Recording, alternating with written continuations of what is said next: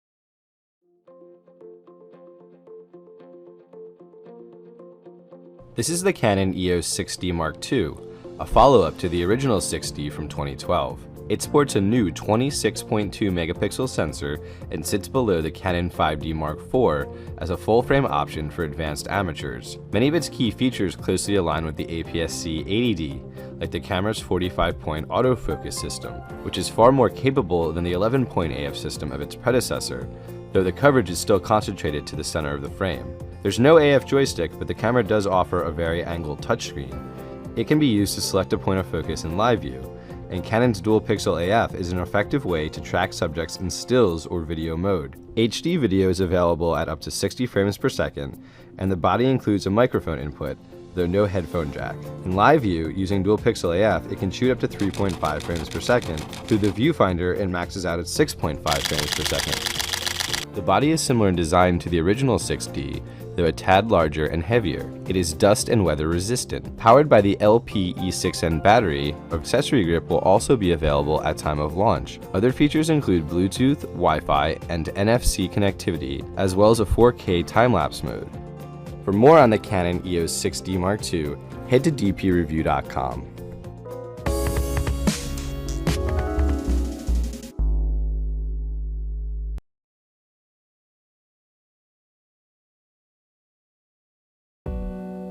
In this video, we're comparing two of Panasonic's high-end, full-frame, mirrorless interchangeable lens cameras, the Lumix DC-S1 and the more video-focused Lumix DC-S1H. The S1 is a powerful all-rounder, which features a 24-megapixel sensor and a high-resolution 5.76 million dot electronic viewfinder in a tough, weather-sealed body styled very much like a mid-sized DSLR. As such, it is one of the largest mirrorless interchangeable lens cameras on the market, but its traditional control layout and large grip will appeal to a lot of DSLR upgraders. The S1's 24-megapixel sensor is stabilized, and the in-body system also works in conjunction with stabilized lenses to deliver up to 6.5 stops of correction.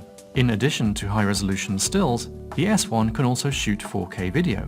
While not marketed as a dedicated video camera, the S1 has a lot to offer filmmakers, including oversampled 4K at 30p, or 4K 60 from an APS-C crop. A hybrid log gamma mode is available, and a paid firmware update for the S1 adds even more features, including the ability to capture 10-bit 422 footage. Both the S1 and S1H offer a powerful contrast detection AF system with 225 points, based around a variant on Panasonic's established depth from defocus system. While it has similarities to Panasonic's more stills photography-focused S1 and S1R, the S1H is a more specialized tool, geared mostly towards video. Also featuring a stabilized 24-megapixel sensor, the S1H can, depending on your needs, shoot video at up to 6K, but really this is a 4K powerhouse, offering 422 10-bit internal recording and unlimited record time, as well as the option for anamorphic recording.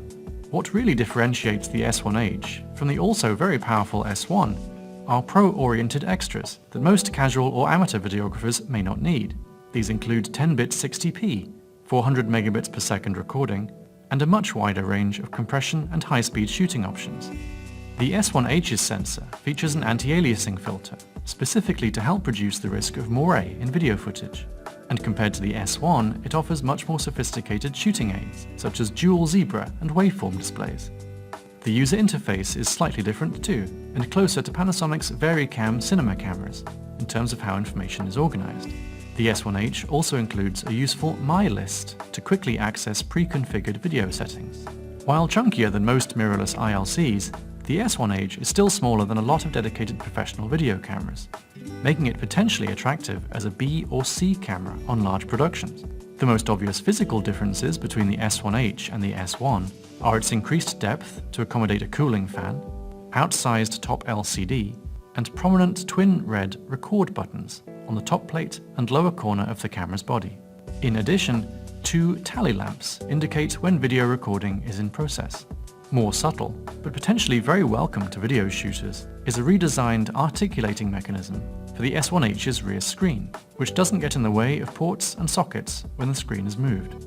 Twin SD card slots are compatible with the latest V90 specification, which supports 90 megabytes per second read and write speeds, comfortably exceeding the camera's maximum output bit rates.